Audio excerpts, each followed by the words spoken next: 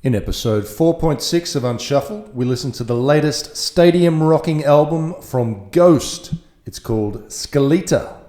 Let's check it out.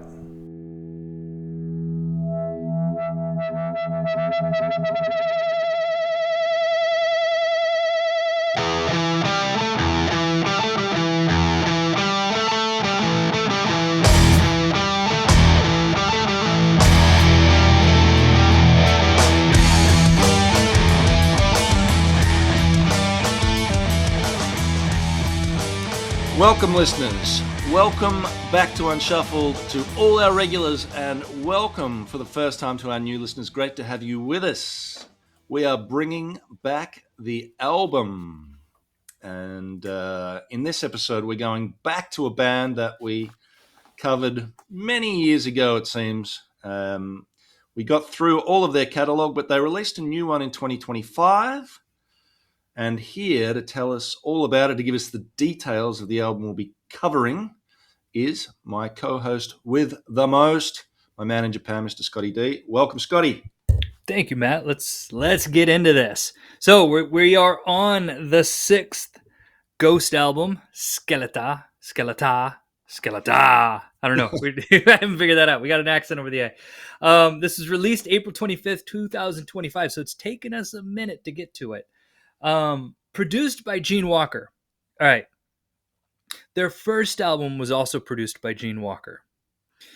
When we first did this, I didn't know who Gene Walker was because when we first started covering Ghosts, there just wasn't much about them.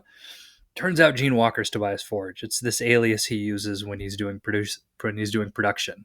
So this is now, to my understanding, you're making a face, so maybe I'm wrong, but to my understanding, I think this is the first album of theirs that Tobias Forge has produced since their first album. Label, Loma Vista. I couldn't find any information about where it was recorded at, so I have nothing on that, and I have nothing to report about album artwork. The lineup, okay, so here's the other thing. I've gone back and I've looked at the lineups, and now the lineups they're giving a little bit more information. Remember, it used to always just be the group of nameless ghouls, and that was kind of it. And now I've got people. I know people who are doing stuff. So we introduced to Papa 5 Perpetua, who is our new sort of man on the scene there. But then our group of nameless ghouls, we have Frederick Åkesson from Opeth. This is his second album with the band. He joined them with Impera. We have Salam Al Fakir. This is his third album with Ghost. He's on keyboards. We have Mark Eriksson, who's on rhythm guitars. We have Max Gran, who's on drums. This is their third drummer, like Spinal Tap with drummers, by the way. This is their third drummer. Vincent Pontari on synthesizers, and Tove Berman, who does some backing vocals on tracks 1 and 3. The only reason I bring all this up is this is the first time we've covered a Ghost album where I've had this much information about the band. I feel like every other time we were talking about them, everything was just sort of an unknown. Yeah, I agree that they seem less anonymous on this album, and in some ways that goes along with the reduced anonymity of the lead singer himself, Tobias Forge. In this one, he's lost the full face mask. You can see half his face. I saw them live on this album tour, so not all of these songs were completely new to me. I had heard them once or twice before. But yeah, I agree that there is less anonymity and mystery about the band these days. I don't think that's a big problem. That was never part of their appeal to me, really, anyway. I've always found this theatrics and the lore a little bit silly, so maybe it's wearing thin on the band as well. I don't know, but they've started this thing. I guess they have to continue it. But to me, it's all about the music. One of the interesting things, and you've touched on it, is as well as the different members playing, I think it's interesting who has songwriting credits and the way they mix that up. So these instrumentalists also write the songs. So we have Max Gran is a key figure here. You were saying he's the drummer? Yes. Um, and he wrote, what was it? Call Me Little Sunshine from the previous album. I'm not sure if he was involved before that. And these two other characters, Salem Al Fakir and Vincent Pontare, are very interesting. They have a big past writing dance music, basically. There's a guy called Avicii, is that how you say it, who Yep. was a huge DJ who died, sadly, a few years ago now. They've also written stuff for Lady Gaga and those types, like huge hits. And Madonna. And Madonna, yes. So I think part of Tobias Forge's talent is not only writing music, but finding talented people to work with. And, he's done that here. None of these people I knew. He's worked with them on previous albums. I think Al Fakir and Pontare co-wrote Dance Macabre of Prequel, the sort of flash dance style dance hit, which is one of their biggest hits. So these guys can write hits. But, you still have to find these people and work with them. So I think that's part of Tobias's real talents, is just identifying people who are going to help propel his vision into the sort of biggest possible stage. And he's certainly done that here again, I would say.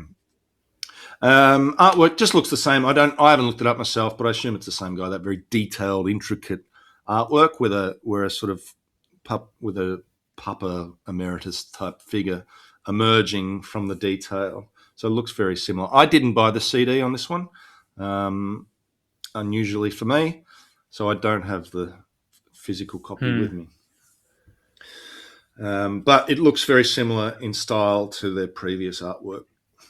I haven't yet bought the vinyl on this, but I did buy the vinyl for Impera, and it's just there's so much. Yeah. I know that my son will just sit there and just open up the booklet, and there's just so much going on. And with at least with I don't know what it was like for the CDs, but the detailed artwork doesn't stop at the cover. Right. Yeah, I imagine it's the same here. When it was with the CD, you got a booklet. It would have looked more beautiful with the big vinyl, which is one part of the appeal of vinyl, I guess. All right, with that broad detail out of the way, it's time to get into a little more depth on our track by track. For new listeners, there are 4 categories of track that we are going to look at. We'll both discuss the opener, and then we'll pick our favorite track, the killer. We'll identify a song that has grown on us, the grower, and if there's any negative or songs that didn't quite grab us, we'll put that in the filler category. A reminder, listeners, you should listen to this album before you listen to the rest of this podcast. So go and listen. As always with our albums, it's good. Spoiler alert. Is it as good as their other albums? We'll find out over the next 30 minutes or so of conversation.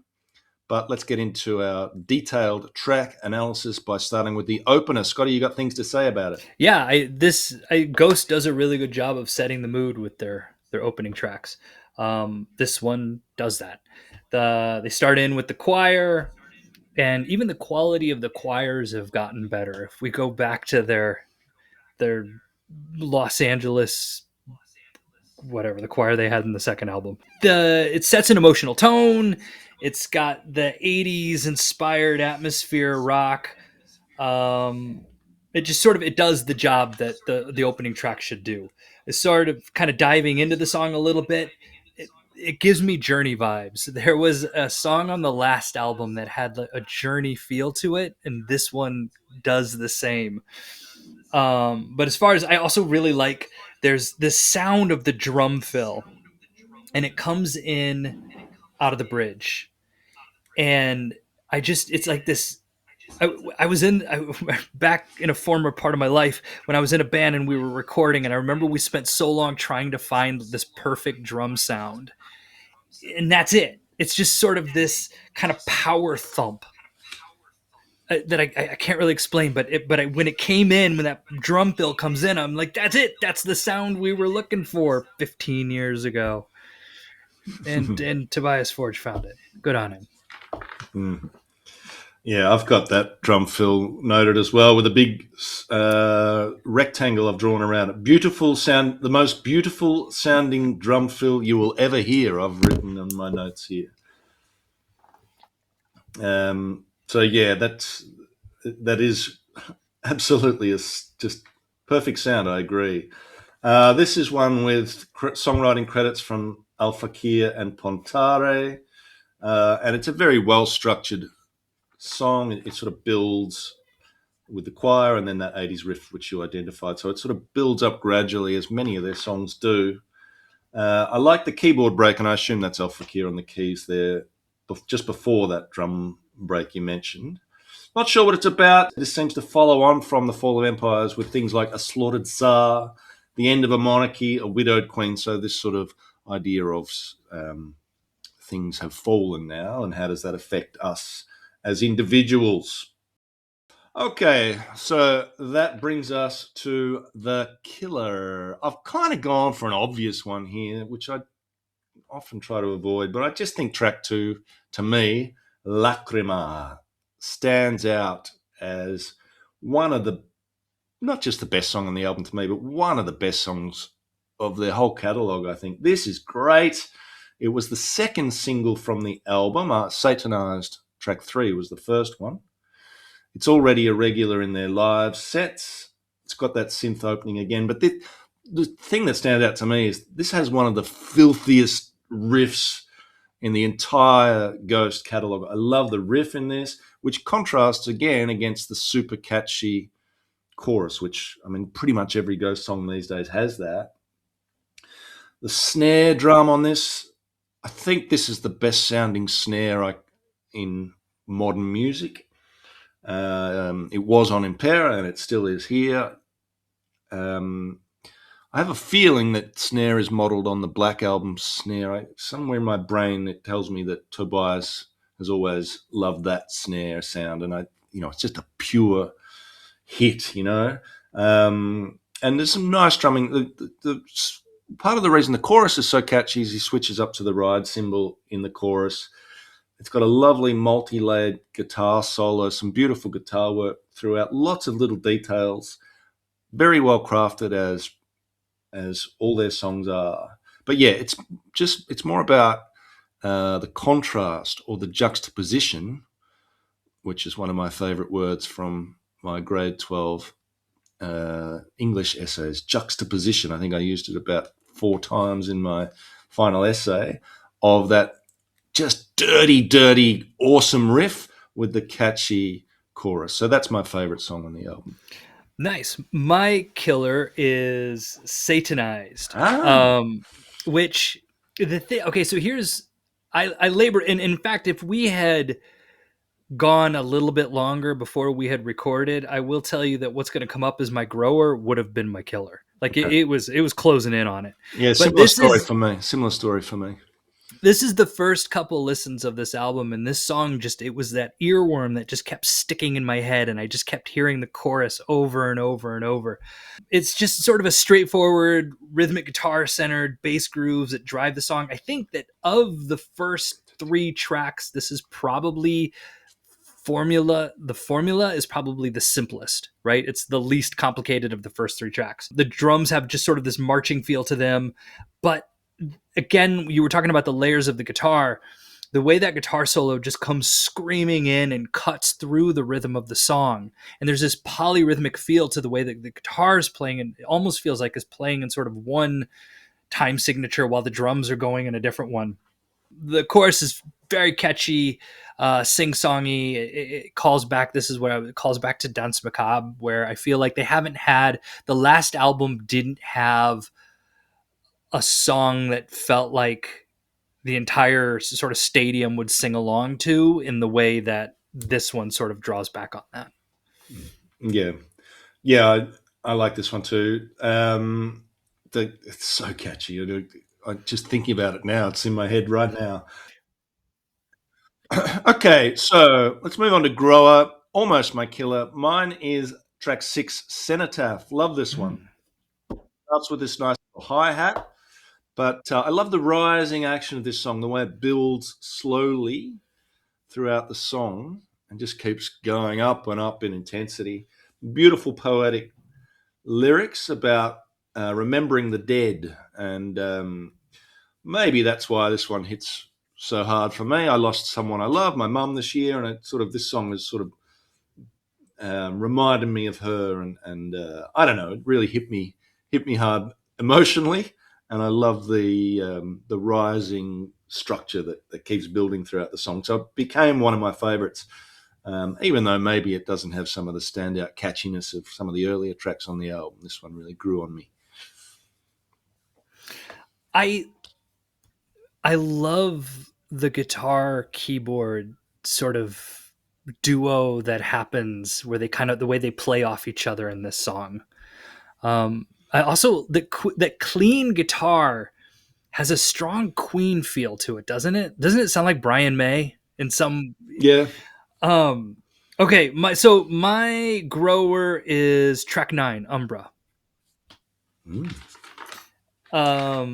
It's first off, the opening is a continuation of the melody of Marks of the Evil One. I love the way that kind of just sort of bleeds into it, but it has like this Van Halen 1984 feel to it. Remember the opening of Van Halen 1984? It kind of feels like that. And then it kicks into the cowbell and that whammied guitar riff.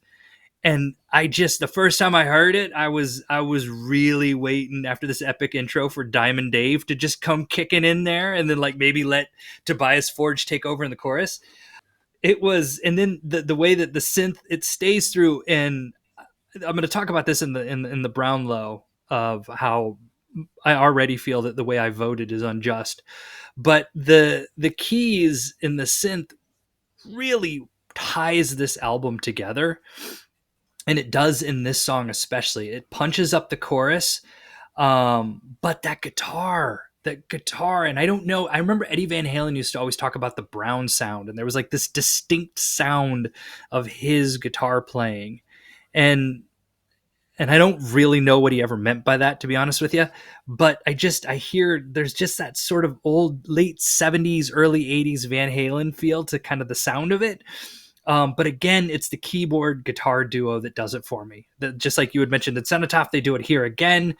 And what I'm curious with this song, because you saw them live, did they play it? And if they did, the song itself is like 5 minutes and 31 seconds. And that keyboard guitar duo happens for maybe like a minute at best. And if like live, I would love to see them drag that out for a good 5 minutes, just going back and forth on that. And Papa Five could go out and do like a costume change or something, and just let these guys just go to town. Anyway, this is the song that the more I listened to it, the more it just kept growing on me. Yeah, I love it gets quite proggy, this song, towards the end. The instrumental break towards the finish. I really like it. Nice finish. It did grow on. It kind of grew on me. I've got it in my notes, so that was almost my grower too. Okay. Any filler on this one, Scotty? This is a sort of touchy subject. This one, touchy category. Often we skip it, but I'm happy to identify a song that didn't quite grab me on this album. So yeah, this can be a little touchy. Let's see. Have you got something that didn't quite grab you on this album? There's one song that I find that as I started going through more listens that I was sort of jumping over, and it was Micilia Amori.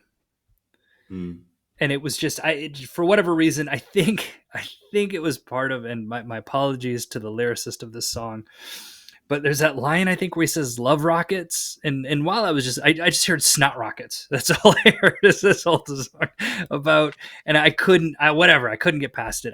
If there was a song I found that I was just ready to go from Cenotaph to Marks of the Evil One. I don't know that counts as a filler, but it was technically, each time I listen to this album, I find myself skipping over track 7. Yeah, I think the pacing is right. We needed a kind of mid-tempo song at this point, but the lyrics on this one are just so silly that I just cringe every time I hear it. And I'll come back to that in one of our later categories. My filler was De Profundis Borealis. This wasn't quite as catchy as some of their other ones because it's got a thrashy drum beat, the sort of 4 snare hits per bar. I thought it might grow on me, but it just never really did. So that was my least favorite track. Whether you call it filler or not, I don't know. It just didn't grab me. It's funny that you say that, because on the first listen, when I took my notes, I put grower with question mark. And like I was waiting, and then Umbra got in the way. Right. Yeah, just never quite took me, that one. And Massilia Amori, that's silly. I think Tobias needs someone to just pull him back a little bit. We've noticed that on some of his previous releases, and I think when he co-writes, the people he co-writes with will say, no, like don't do that, Tobias. But how about we not do a song about phallic love missiles? Yeah, but when he's by himself writing songs, he goes off into some areas that I sometimes wish he hadn't. I do like that song, though. I mean, if it is about snot rockets, that would be better. I would prefer that.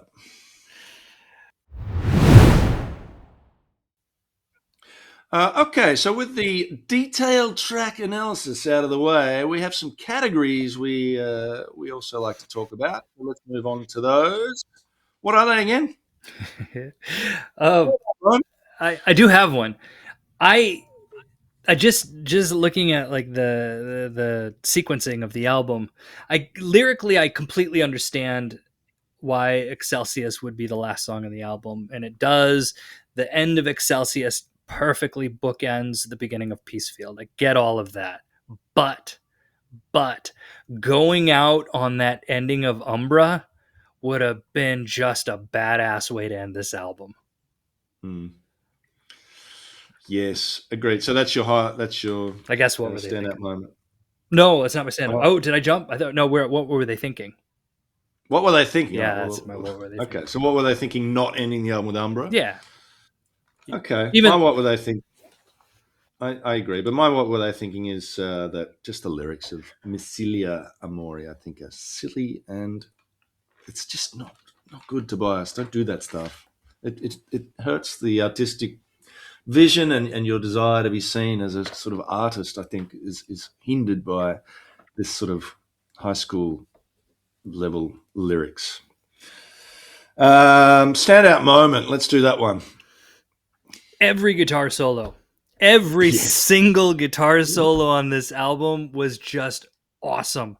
It was awesome. Like the way that he just cuts through and comes in. And in fact, I found myself going on this Opeth deep dive just because I needed to hear more Akasin guitar solos. That was what took me on the very first listen and just stuck with me every single time. And it was subsequent listens where I started then picking up how the keys are dueling with the guitar in several parts. But I know that that's not a standout moment. It's standout moments, but I'm going to go with it. Every guitar solo on this album.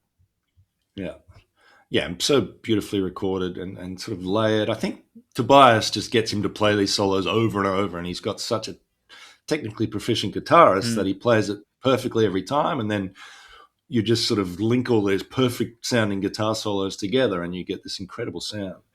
Mine, we've already spoken about. The standout moment is that drum fill in Peacefield, the first song. But I mean, on top of that, pretty much every time the snare drum gets hit in the whole album is just absolute perfection. Especially when there's that sort of, you know, at the end of a bridge or whatever, when you just get a little snare, machine gun snare sound. It just sounds fantastic. So the drums generally sound amazing. That drum fill is my standout moment, but just the sound of the drums is a highlight to me. One more category? Yes, sir. Notable lyrics. What is it? Notable lyrics. Okay. Massilia Amori is notable for just how bad they are. So that will be my note. They are notable, not for good reasons. I picked a line from Marks of the Evil One that it's another line that I misunderstood. But on my earlier, it's the line where he says, "And when the sun eclipses, it's just some abracadabra and hocus pocus," and then it goes, "Shh," right? And I thought on the first couple listens that it was And when the sun eclipses, it's just some abracadabra and hocus pocus shit, right? And the reason it stuck out at me is because I kind of thought maybe he was breaking the fourth wall there, and Tobias was sort of giving us a little bit of a wink and a nudge to the creation process, and maybe just sort of the whole, I don't know. And then what the lyrics are fits the song perfectly, and that's the way it should be. And I'm not the lyricist, and nor should I be. But at that moment when I first heard it those first couple of times, I thought, he's letting us all in on it. But it wasn't. But it still sticks out to me. All right, it's time for everyone's favourite segment, the Band Brownlow. Why don't you take it away this week, Scotty? Here you go. All right, this is the one where I feel like all three of them, I struggled with how to rank them because I feel like all three of them are equally important to the creation of this, and we've been mentioning them in the entire episode, so there's nothing new here. But so my one vote is going to go to Salem Al Fakir. Cool dynamics between the keys, the guitars, and it was, as I listened more and more, it kind of really struck out at me just how critical the keyboards are to this album and holding everything together. But alas, I could only give him one vote. My two votes has to go to the man himself, Mr. Tobias Forge. I think actually this is the first time where we've done a Band Brownlow for a Ghost album where he hasn't gotten all three votes for me, but the two votes goes to Tobias Forge. Just he's the production work, he's the bass player, the songwriter, singer, right? It's a Ghost album, it's his band. But my three votes has to go to Frederick Akesson on the guitars. That just, I said it already. The guitar solos just kept me coming back. I loved the sound of the guitars on this album, specifically the solos. Okay, nice. So for me, yes, you're right. Tobias is the driving force behind this album, of course. But if I had to identify my least favourite sounding instrument or sound, it's his voice that I think is probably the weakest part of their sound. That sort of nasal tone that, I don't know, I'm used to it now, but it's never really grabbed me. And for that reason, I'm only going to give him one vote on this album. The other two, yes, the drums and the guitar, I agree, are the standout sounding instruments. I'm going to give two to the guitar. He's a great guitarist, but and I love his solos, as you mentioned, but the sound of the drums is always a thing that I look for in a metal or hard rock album. And I just don't think there's any band in the world at the moment that has a drum kit that it sounds so perfectly recorded and perfectly played as this one. He's not trying to do anything too fancy. He's just playing on the beat mainly. There's no, but those fills and the sound that they get out of that kit, as much as the way it's played, is why I give 3 votes to the drummer. There it is. If anybody's keeping score at home, the Band Brownlow Ghost totals haven't changed. Our vocals, Tobias is still in the lead. Guitar still in second place. We've had the bass in. Oh wait, hold up. There's just been a change. The keyboards and the bass are now tied for third place. Okay, because we have had different people fill those roles, so you're just doing it by instrument. I'm just doing it by instrument. Okay. Very wise. I like your strategy there. Well done, Scotty. Yeah, well, thank you. I like your initiative as well. Well, I'm going to go get her. That's what I do.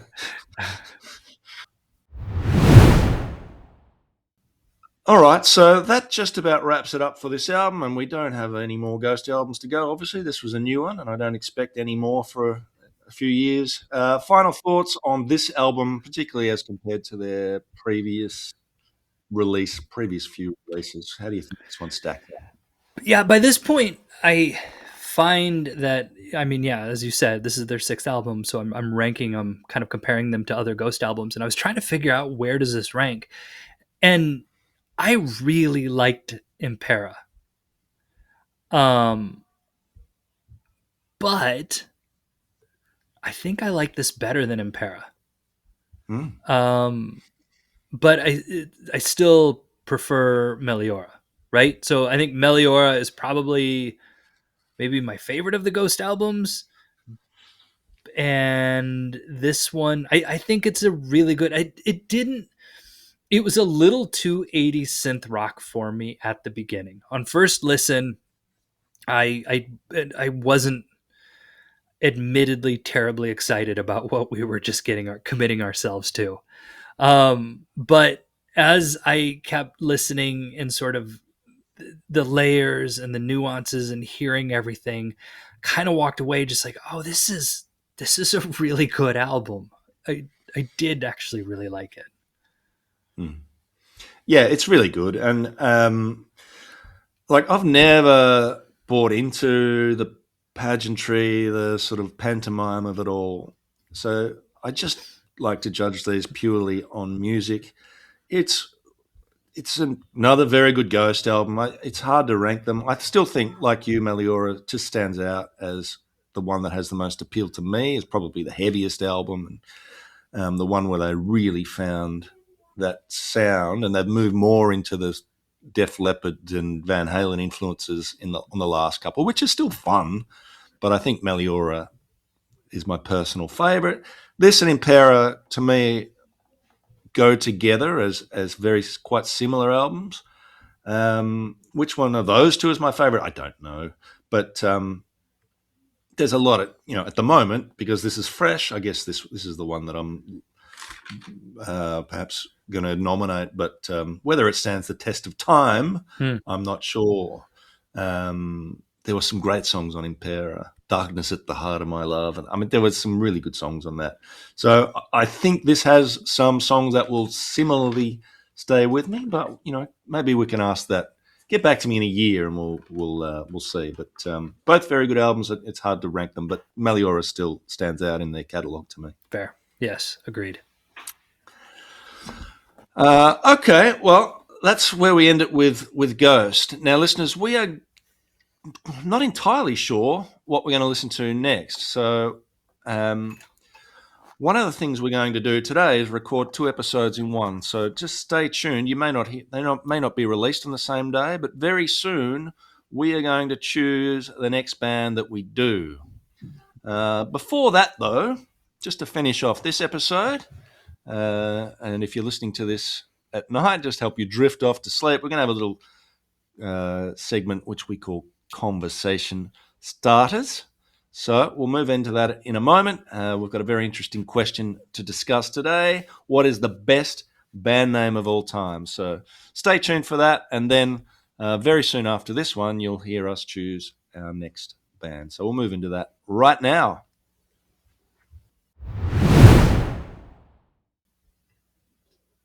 Okay, conversation starter time, Scotty. We are choosing the best band name ever of all time by any band in the world in history. And I've chosen Beethoven. No, I haven't.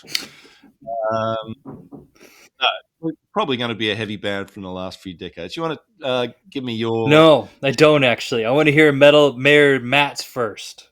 So I emailed Metal Man Matt with the question, and his answer was simple and surprising.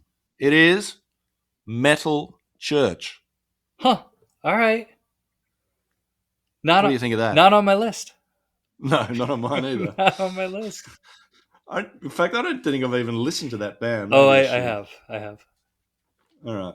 I guess it's got metal in it. Yeah. No, they were. They had a guitar player who would go in and out of Metallica whenever James Hetfield needed a guitar player. And whenever he caught fire on stage. Yeah. And I just missed the tour bus or something. But I do remember listening to Metal Church. Okay. Are they San Fran? They must be. I don't know. I don't really know enough about them, actually. I can see there's 2 albums of theirs. I can see it in my head. I can see both albums in my head. Okay, so was that it? He just gave you that? There was no... Yeah, that's it. No, that's it. No. Just clean. Exactly what you asked for. He delivered. Yes. Okay. Unlike you, who sort of gives me these 20 band lists. And, I did. I had 15, and I narrowed it down to 7, and I'm aware that that's still too much. So, I'm not... All right. Here, okay, so I've got 3 honorable mentions and then my winner. Mm. Okay, my first is I think the band name Ghost is a cool band name. And I know we're coming right on the heels of that episode, but how had that not been used? How are we Mm. getting into all these where now they're using like numbers and stuff like but Ghost was just hanging around out there. Mm. So good on Tobias Forge for digging that one up. Um, Mm. and then I'll give you two honorable mentions. The other one, I think Monster Magnet's a cool name. It's on my list. But I think Black Sabbath. It's the perfect name, I think. And with this said, it completely depends. Like Public Enemy, for instance, is an awesome name for a politically motivated hip hop group. Terrible name for a mid '90s butt rock group, right? It's so Yeah. it does matter, and I'm fully aware that the context matters with Black Sabbath, but it is such a cool metal name. Mm. Agreed. It's nice when they have a little sort of religious undertone to it, or there's some because there's a metal band. Like I had Judas Priest on my list, which has a similar sort of vibe to it. I guess it's got that priest element. Judas, of course, a famous figure from history. So I like that combination as well. Okay, so yeah, Black Sabbath certainly on my list. Judas Priest on my Monster Magnet was on mine. I sort of with any of these questions, the very first band that always jumps into my mind is Metallica, which is a fantastic name. Particularly the way it's written. It's not just, but I guess the question's not about the best logo, and maybe that's a question for another day. That Metallica logo is so iconic that maybe that elevates the name of the band a little bit. I love the fact that Dave Mustaine left the band, which had this awesome name and was awesome, and came up with his own awesome name, Mega Death, and he took the A out of Death there to make it even cooler. It's quite a blocky, like when you write it, it's sort of very blocky, 8 blocks, Mega Death, and looks really cool. Iron Maiden was another one from the early metal days, which was a torture device and really cool. Death metal has some really cool band names. I really like Obituary as a band name. Pallbearer, one of the bands we've done, is very well done, identified as a cool name for a funereal doom band, or a band that started out that way. Entombed, one of my favorite bands of all time, and I like those ed ending names like Entombed. And there's a few. There was a band from my hometown in Australia called Damaged, which I really like as well. Others, Faith No More. Great band name. And Mike Patton used to wear T-shirts from another cool band named Godflesh. High on Fire is cool. So there's sort of broad categories. There's the thrash band. Sepultura is a really cool name. Death metal had a lot of cool names. And even Van Halen. I was trying to find a band that started with V. I know it's someone's surname, but that I love V as a letter. Well, Voivod. Yeah, that's cool too. My son's name starts with V. Yeah. Well, the whole reason yeah. my wife took my last name is because of the capital V in the middle of it. Yeah, there you go. It's a cool letter, and I think it looks cool when in a logo as well, which is why my son is named with a V name. But the one I've settled on is a German thrash band, and it starts with another cool letter, the K for Creator. I just love that name, and they've always stood out to me. Even when I was getting into metal, Creator were always a step above in terms of heaviness and technicality, and just I don't know, just Germanness. So I like the way it looks. That K is a classic, cool letter to start with, and a Creator. I just think that's a really cool thrash band name. I am not passing judgment, but it kind of sounds like a He-Man character, doesn't it? Yeah, a little bit. All right. Yeah. Maybe that's part of its appeal. Real quick, I want to go back to Metal Man Matt's band just to fill it, because you had mentioned the thing about where I had said Black Sabbath, you had mentioned Judas Priest. There's sort of that religious undertone with the metal, and that works with Metal Church too. But just to add in, it was, yes, they are from San Francisco. The album I remember is called Blessing in Disguise, and it was the first album with John Marshall on guitar, and he was Metallica's guitar tech, and then would come back in when was needed. So anyway, great. So we got Metal Church from Metal Man Matt, Creator, and Black Sabbath. Listeners, if you've got any further thoughts on the best band name, particularly from heavy music, then yeah, please let us know. We'd love to hear it. And yeah, remember, if you're naming one of your children, pick a cool letter, because it might help them find a spouse one day.